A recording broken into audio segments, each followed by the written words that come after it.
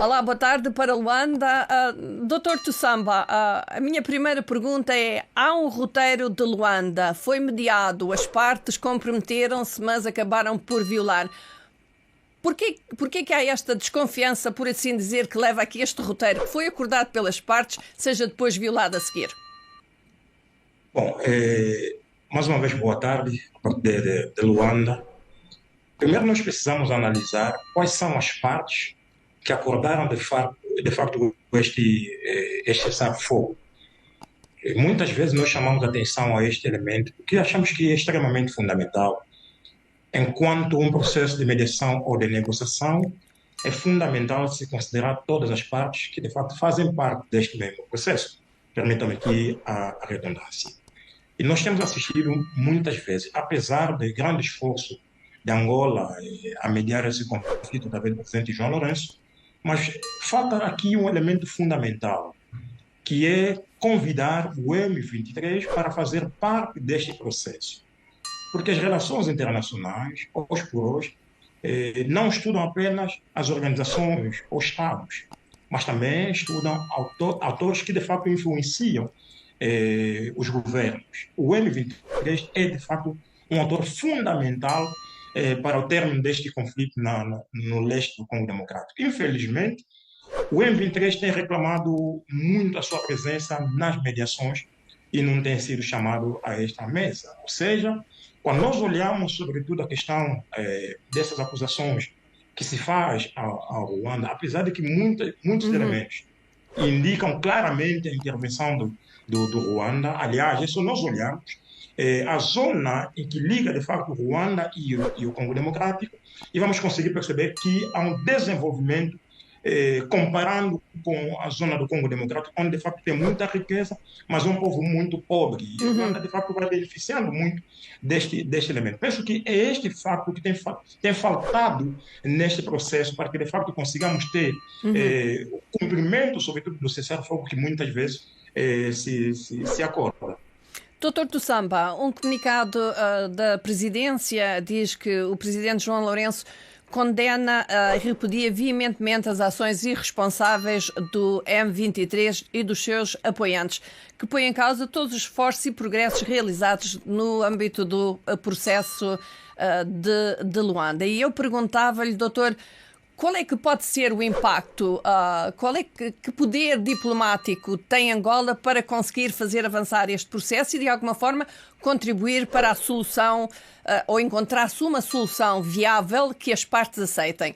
Apesar de, como diz, que o M23 precisa de ser convidado para a mesa das conversações. Sim, eu penso que Angola tem feito o seu papel. Agora, é preciso nós chamamos aqui a atenção que a comunidade internacional deve, de fato, ter alguma intervenção diferente. E nós temos conseguido perceber isso, que a intervenção, por exemplo, das Nações Unidas, comparando com outros conflitos a nível internacional, no Médio Oriente, na Europa do Leste, Uhum, não se compara com aquilo que é a sua atuação a nível do continente africano. Não obstante, de facto, Angola ter essa responsabilidade e por via diplomática Angola tem feito muito, mas infelizmente não tem surtido grandes efeitos. Esse impacto é claramente olhar para aquilo que é um insucesso, ou seja, quando Angola desempenha este papel e, no fim e ao cabo, não há uma resolução pacífica. E quando olhamos, por exemplo, na intervenção de vários países que partilham a fronteira com o Congo Democrático, onde já há algum momento enviaram ter uhum, militar, com certeza influencia negativamente no próprio processo diplomático, porque eu não posso querer negociar de forma diplomática quando por trás são enviados militares para de facto defender o uhum. governo congolês e combater o M23. Eu digo isso por quê? Porque muitas vezes, e nessas conversações, nós sentimos a ausência do Paul Kagame, que é um outro ator fundamental neste todo o processo. Já falhou duas cimeiras a nível de de Luanda, o que significa dizer que não há vontade dessas partes em ver, de facto, resolvida a situação no Congo Democrático. Mas Angola, por si só, não vai conseguir resolver essa situação, porque falta, de facto, aqui muita consistência, uma estrutura que, de facto, consiga estar ao lado da Angola para conseguir, então, congregar essas partes e que eu continuo a chamar a atenção, que é fundamental. Se permitir, nós estamos a falar do M23, que é apenas um dos grupos. Na verdade, no Congo Democrático existe, estamos a falar de 250 grupos armados locais, fora exatamente dos 14 grupos armados estrangeiros, o que significa dizer que o expoente máximo em termos de atuação é nada mais senão o M23. Mas nós não podemos esquecer que no Congo Democrático há, de facto, muitos grupos que condicionam o andamento daquele país, que é um país tão rico, mas interessa simplesmente as grandes potências, porque consegue, de facto, tirar alguma vantagem tendo essa situação de conflitualidade. Penso que esse impacto que vai causar claramente, porque Angola partilha fronteira com o Congo Democrático. E qualquer situação que afeta o Congo Democrático, com certeza afetará também Angola, tendo em conta essa fragilidade de fronteira que nós partilhamos com o Congo Democrático e, sobretudo, porque nós é que estamos a mediar essa situação conflituosa. Exatamente. E nós não temos essa era a minha outra pergunta e última pergunta, era qual é que é o impacto deste conflito na própria Angola, uma vez que tem essa fronteira longa que partilham com o Congo Democrático? Qual é o impacto que tem?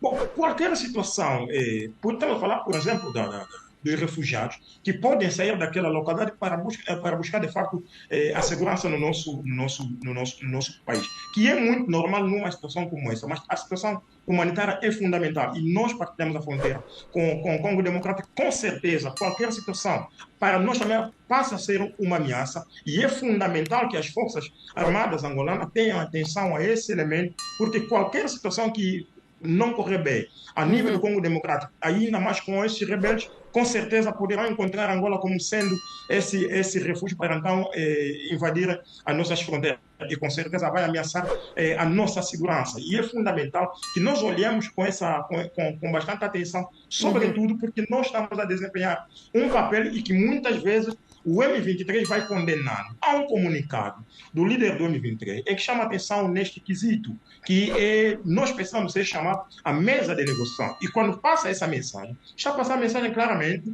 a quem está a mediar. E é essa capacidade da mediação que deve influenciar todas as partes. Apesar de não existir vontade, por exemplo, do Congo Democrático em negociar com o M23, mas a capacidade da mediação deve, de facto, jogar esse papel no sentido de trazer as partes na mesa de negociação. Penso que é esse grande impacto que poderá, de facto, chegar até Angola, caso essas tensões todas vão colidindo para todo o Congo Democrático. Com certeza, nós sofreremos algumas baixas se nós não tivermos essa atenção em protegermos as nossas fronteiras no sentido de estancarmos, para que essa situação não afete diretamente a segurança do nosso país. Mas pensamos nós que, de alguma forma, nós poderemos perder o controle, pelo menos de forma indireta, nós sentiremos este impacto. Dr. Tussamba, muito obrigada pela sua participação neste Washington de Fora de Horas, em que estivemos a falar sobre um dos grandes temas do momento, que é exatamente o avanço dos rebeldes do M23 sobre a cidade de Goma, no leste do Congo Democrático, o impacto em Angola e também o que é que a diplomacia angolana poderá fazer. Muito obrigada e vamos continuar em contacto. Muito obrigada, então. Muito obrigado.